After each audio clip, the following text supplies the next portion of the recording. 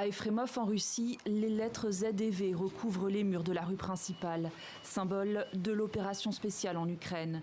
Une chape de propagande qui, loin des combats, fait d'autres victimes. Les habitants sont sans nouvelles de Maria Moskaliova, une adolescente de 13 ans sanctionnée pour ce dessin, représentant la guerre en Ukraine. On y voit des missiles se diriger vers une femme et un enfant avec un drapeau ukrainien. Suite à ce croquis, la directrice de son école a contacté la police. La jeune fille aurait été envoyée dans ce foyer et privée de communication téléphonique avec son père. C'est le bâtiment où Masha est censée être. Nous avons fait plusieurs tentatives, 3-4 pour nous y rendre. Parce que les gens nous ont demandé de lui transmettre des mots de soutien et des colis. Mais ils n'ont pas voulu nous laisser entrer. Ils ne nous disent rien, ne commentent rien. La police est en service et ne nous laisse pas entrer.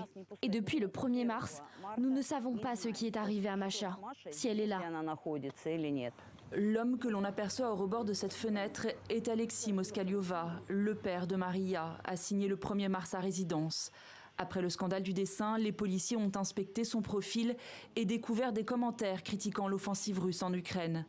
Âgé de 54 ans, l'homme qui élève seul sa fille doit être jugé aujourd'hui pour discréditation des forces armées russes. Il encourt 3 ans de prison. Un autre procès doit se tenir le 6 avril, à l'issue duquel il risque d'être privé de son autorité parentale.